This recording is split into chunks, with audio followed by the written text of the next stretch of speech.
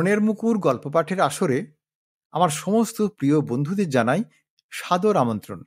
মূল গল্পে যাওয়ার আগে আমি আপনাদের বলবো যে গল্পটি যদি আপনাদের ভালো লাগে তাহলে অবশ্যই একটি লাইক দেবেন ও গল্পটি শেয়ার করবেন। আর যদি চ্যানেলটি এখনো সাবস্ক্রাইব না করে থাকেন তাহলে সাবস্ক্রাইব করে দেবেন। এবার তাহলে মূল গল্পে আসা যাক। আজ আমি আপনাদের পড়ে শোনাবো আশাপূর্ণা দেবীর লেখা একটি খুবই মজার গল্প। গল্পের নাম কে ফার্স্ট। ভুল করে পানের বদলে 100 টাকার নোটখানা চিবিয়ে খেয়ে মেরে দিয়েছেন, এটা টের পেলেন দোলগোবিন্দ দফাদার মোংলার হাটে এসে ভুসির দাম দেবার সময়। হাটে গোলদার হারানদাসের কাছ থেকে হাজার কথা কয়ে দরাদরি করে 98 টাকা 85 পয়সায় 5 বস্তা ভুসি সওদা করে বিনোদ গারোয়ানের গরুর গাড়িতে বস্তাগুলো তোলাতে থাকেন দোলগোবিন্দ, খুব বেজার বেজার মুখে। কি বাজারই না হয়েছে, একটা পয়সা কেউ কমাতে চায় না। 5 বস্তা ভুসির দাম কিনা 98 টাকা 85 পয়সা। আর আগে কি সস্তায় না ছিল, 5 শিকে বস্তা। এসব ভাবছেন, হঠাৎ চমকে উঠলেন হারানের ডাকে। মাল তো তোলাচ্ছেন কর্তা, তা আমার পাওনা টাকাটা মিটিয়ে দেন। শুনেই দোলগোবিন্দর পায়ের রক্ত মাথায় উঠে যায়। কড়া গলায় বলেন, তোর পাওনার টাকা নিয়ে কি আমি ভেগে পড়ছি হারান? আমি কখনো কারোর কাছে ধার কর্য রাখিনি, বুঝলি? এই নে। বলেই ট্যাঁকের মোচড় পা খুলে দামটা হারানের সামনে ফেলে দিলেন। আর দিতেই হারান হাঁ হয়ে গিয়ে বলল, এটা কি? হ্যাঁ, এটা কি মানে? ও তাই তো, এই ব্যাপারটা কিরকম হলো? হাঁ হয়ে গেলেন দফাদারও। মানে ব্যাপার দেখে দফাটা তাঁর রফাই হয়ে গেল। দেখলেন হারানের সামনে যেটা ফেলে দিয়েছেন তিনি, সেটা হচ্ছে কান মোচড়ানো, চামড়া কোঁচকানো এক খিলি সাজা পান। না, 8 ভাঁজ করা একখানা 100 টাকার নোট নয়, ওই শুকনো পানের খিলিটাই। ট্যাঁকের কোষের মোচড় পাগের খাঁজে যেখানে 100 টাকার নোটখানা শুয়ে থাকার কথা, সেইখানে ওই শুকনো শুকনো পানের খিলিটা কখন যে শুতে এলো সেটা তো বুঝতে না পেরে দফাদার খুব থতমত খেয়ে বললেন, ও তাই তো, এটা কি করে এখানে এলো? হারানদাস ভম্বল গলায় বলল, গরিবের সঙ্গে আপনার আবার এ কি মশকরা কর্তামশাই?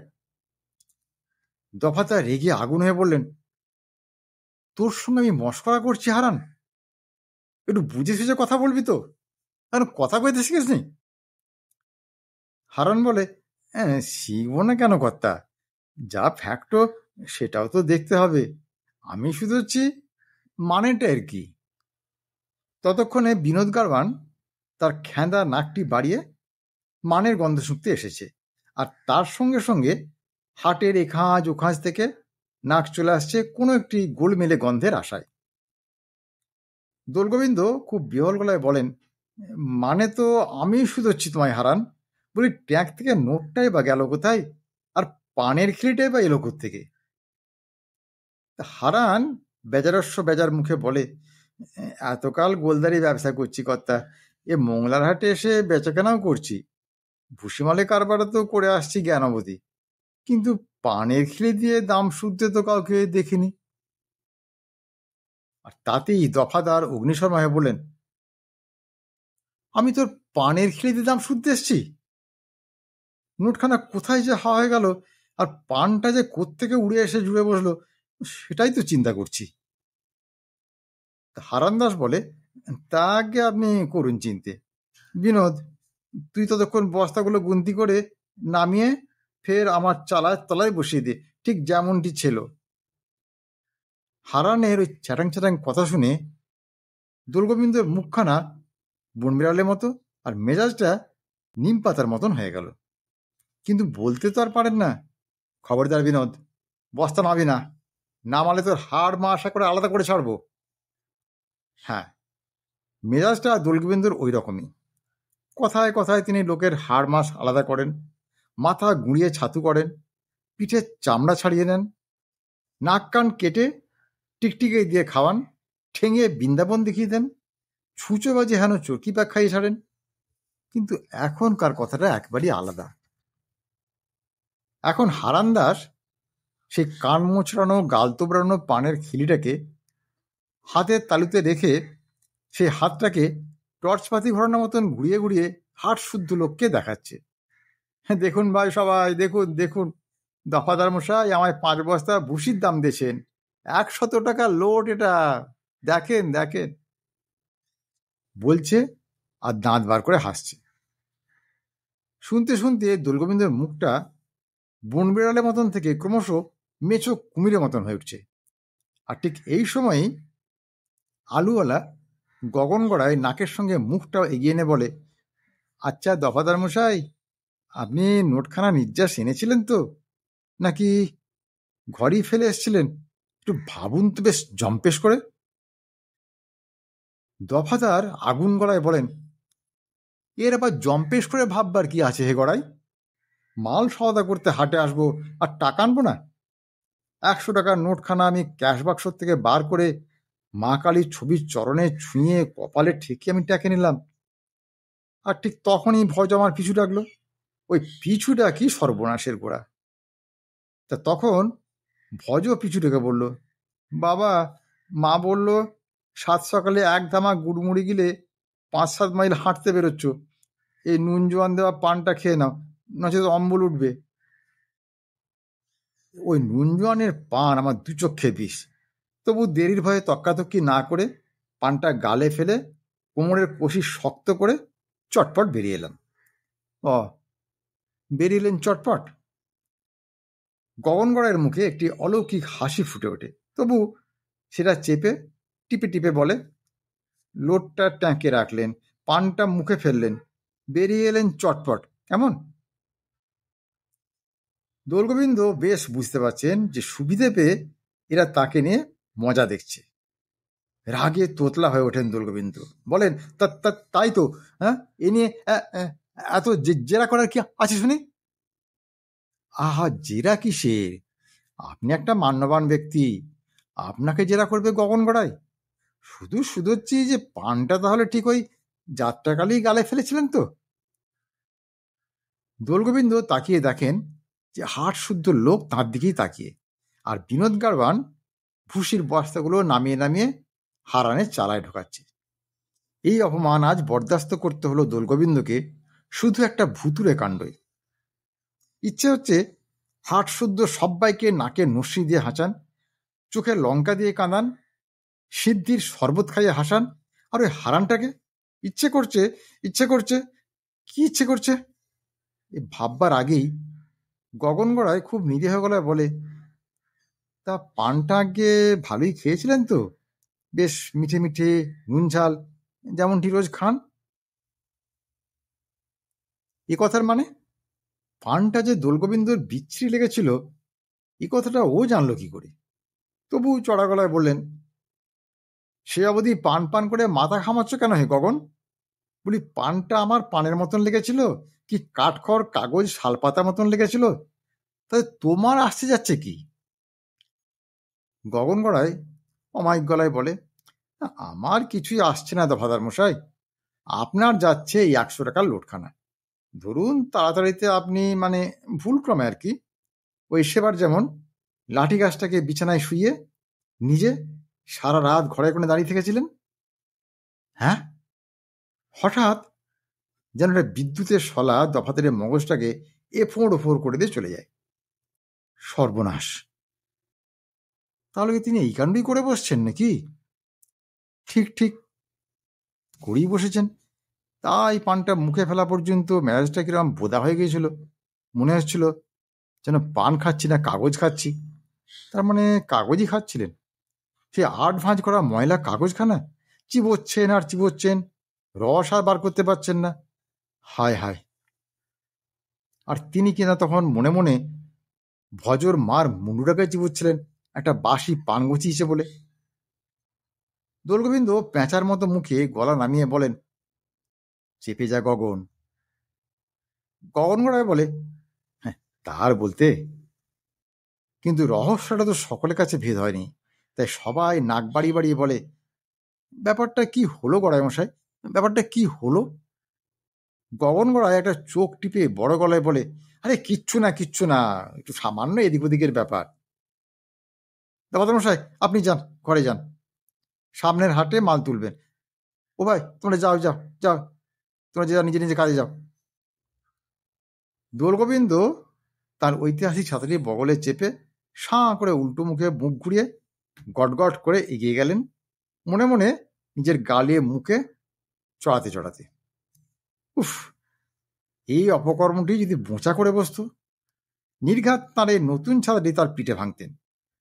পাগলে কিনা কয় আর ছাগলে কিনা খায়, এই বলে তিনি তাকে ছেড়ে দিতেন না।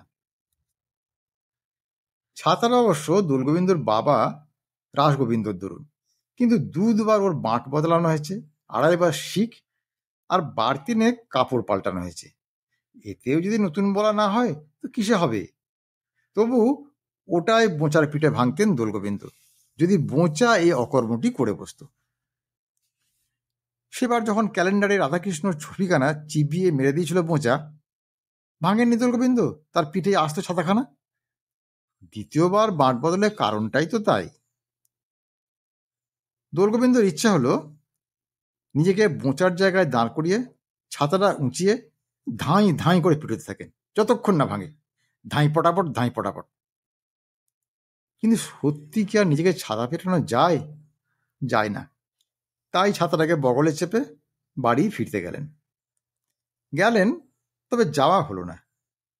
খানিকটা গিয়ে মনটা তার হঠাৎ ঘুরে গেল। দূর চাই, কি হবে এক্ষুনি বাড়ি ফিরে? ঘোরেল গগনগড়ায় তখন ভালো মানুষটি সাজলেও দোলগোবিন্দর এই লোকাসনা কীর্তির কথা নিয়ে ওকে আর ঢাক পেটাতে বাকি রেখেছে নাকি? 2 চাকার গাড়িতে চড়ে রাজ্যি জয় করে বেড়ায়, ও কখন পৌঁছে গেছে? একবার বুক ফুলিয়ে ভাবতে চেষ্টা করলেন, বলেছে তো বলেছি, এত ভয়টা কিসের? নিজের নোট খেয়েছি বই তো অপরের নোট খেতে যায়নি। কিন্তু ভাবতে সেরকম জোর পেলেন না। সব থেকে ভয় ওই গিন্নিটিকে, ভজগোবিন্দর উপযুক্ত জননী। শুনতে যা দেরি, একুলের ওকুলের 3 কুলের সকলকে ডেকে ডেকে বলবে, আরও রংচং মিশিয়ে। বলি, ভুল তো মানুষেরই হয়, পশু পক্ষী তার ভুল করতে যায় না? তা সে কথা সে বুঝবে না, একবারে তিলকে তাল করে ছাড়বে। এই তো কবে যেন একদিন দোলগোবিন্দ কুলুঙ্গির ভেতরে পড়ে থাকা টেপির কানফুল জোড়াটাকে সুপুরির ভূষা ভেবে গালে ফেলে চিবিয়ে ফেলেছিলেন। এই সামান্যটাকে নিয়ে কি কাণ্ডই না করে বেড়ালো! মেয়ের দোষটি কেউ দেখল না, যত দোষ নন্দ ঘোষ এই দোলগোবিন্দর। কেন মেয়ে কেন সেইখানেই ফুলজোড়াটি রাখতে গেছিল, বাবা যেখানে সুপুরি কৌটো রাখে? পৃথিবীতে তার জায়গা ছিল না? কেন ঘুঁটের মাচা নেই, কয়লার বস্তা নেই, গোয়াল নেই, ঢেঁকি ঘর নেই? এই বাবার জায়গাটাতেই দরকার। দোলগোবিন্দ গোছানো মানুষ, তা অত শত কি জানেন? ভেবেছেন কৌটোয় রাখতে ধারে পাশে ছড়িয়ে পড়ে যাওয়া এই সুপুরি কুচো, তো এগুলি আগে শেষ করি। হাই, কে জানতো তারাই শেষ করবে দোলগোবিন্দকে। কানফুলের সেই খোঁচা কোণ মাটিতে ফুটে গিয়ে দোলগোবিন্দর গাল ফুলে কুমড়ো। বড় ডাক্তারের চিমটেই সে সোনার খোঁচা বেরোল। তবু লক্ষ্মী ছাড়া মেয়ে কিনা বেদরদে পাড়া শুদ্ধ সবাইকে বলে বেরিয়েছে, বাবা না সুপুরি ভেবে আমার কানের ফুল দুটোকে মুখে ফেলে চিবিয়ে চিবিয়ে না গাল ফুলিয়ে আর তারপরও কিনা নতুন একজোড়া কানফুল আদায় করে তবে ছেড়েছে। হ্যাঁ, এই হলো পৃথিবী। আর সেবার টেপির মার মোটা গোট হাটটাকে কুকুর বাঁধা পেতলের চেন ভেবে বোঝাকে বাঁধতে গিয়ে, না, সে কথা আর মনে না আনায় ভালো। তুমি সোনার হাট ছড়াটাকে আলনায় দুলিয়ে রেখে চান করতে গেছো, এ কথা কে বুঝবে? ধুর, দুনিয়ার কেউ কারণ নয়, এ সংসার ত্যাগ করাই উচিত। কিন্তু উচিত বললেই তো আর হলো না, ত্যাগ করার উপায়টা কোথায়? আসছে মঙ্গলবারে আবার ওই শেয়ালমুখো হারানদাসের কাছ থেকে 5 বস্তা ভুসি কিনতে হবে না, বর্ষার আগে গোয়ালে চাল ছাইতে হবে না, টেপির বিয়ের জন্য পাত্র দেখতে হবে না তোড়জোড় করে। কাজের কি আর শেষ আছে? এসব সমাধা করে তুলে তবে না সংসার ত্যাগ। তার চেয়ে বরং একবার বটু ডাক্তার কাছে গিয়ে বলে দেখলে হয়, ডাক্তার, তোমাদের শাস্ত্রে এই ভ্রান্তি রোগের কোনো দাওয়াই আছে?